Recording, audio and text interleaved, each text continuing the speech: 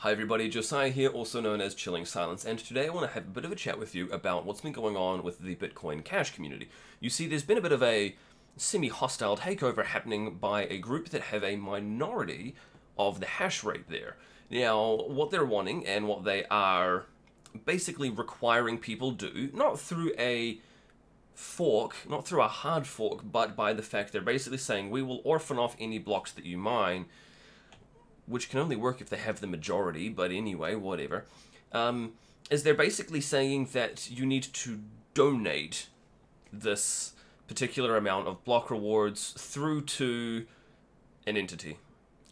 Now, this entity is supposed to be doing development for Bitcoin Cash, so hey, that's kind of cool, but an optional donation is really not. This is something that we've talked about within the DigiByte community a couple of times, and I've discussed this with the developers on many different occasions, especially throughout the bear market where people are thinking, look, I want to carry on, I want to be able to develop, I want to be able to build on things, build DigiByte out. But everybody requires bread on the table, right? So it's something that we've talked about before, the idea of potentially adding a block reward or a bunch of other different things along those kind of lines. Every single time it comes back to this basically being centralization, and there is one set of gatekeepers. And what happens then to those who aren't part of that inner circle? Like, that's pretty shitty for anybody who's not a part of that inner circle. Or why would you want to contribute and help out if you are not going to be being paid as part of this other fee, I suppose? Like it removes a lot of incentive. This is actually a discussion I had recently with Charlie Lee from Litecoin, was they had a bunch of people that were up on the foundation website that were full-time developers. And they haven't been paid and haven't been developing now for, I think he said 2 years or something along those lines. But I mentioned to him, I said, well, look, what's the incentive for somebody else to come along who's never done it before, when they can see this person over here is being paid, but this person over here who wants to contribute will not specifically be? And who decides what is enough? This is one of the questions I've asked of the DigiByte developers. Who decides what is enough of a contribution to get paid, or what isn't? For example, Sergey recently corrected a whole bunch of links and things on GitHub, and he made a pull request. Is that worthy of being paid? Should he now be on the payroll? Or do you have to contribute something additional? Like, for example, Matthew contributed the Digi QR code for some Digi ID libraries. Is that worthy of being paid for? And who decides that is probably a really good question as well. Who gets to pick and choose?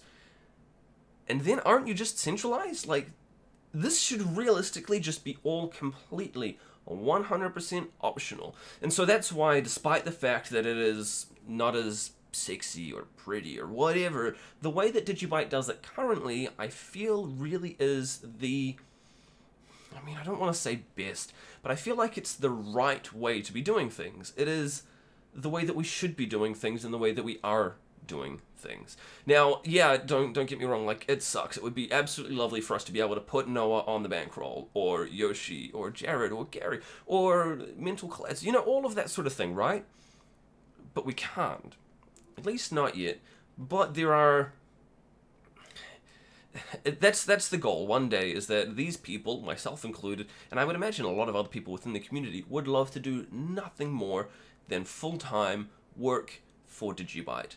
Unfortunately, it's not quite the way that the world works, but I don't think that a hostile takeover by miners requiring that you now give to some other central entity, that entity is now basically a honeypot. They are the single point of weakness. They're the primary point of centralization, and also will in future be probably the primary point of failure. That's not something that I want to get behind. That's not something that I like the idea of, but you know what? If that's what they have to do some development, I mean, I don't want to say that, yeah, sure, go ahead and do it, because at the same time, well, maybe just don't do it.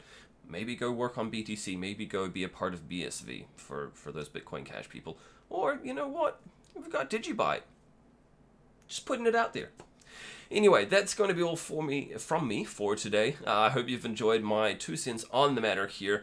It's it's not the happiest of topics, but it's something that I want people in the community to know has been discussed a number of times. Like, so for example, the first time that I actually discussed this with some of the developers myself was all the way back in 2017.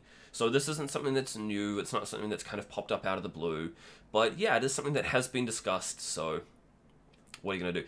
Anyway, I hope you've enjoyed this. Consider leaving a like, hit the subscribe button, share this around, because I know a lot of people have been asking me about this, and a lot of people want to know that, yeah, we have thought about this kind of thing before. That's going to be all from me for today. Hope you've enjoyed this, though. We'll talk to you in the next video, and I'll see you tomorrow. Cheers.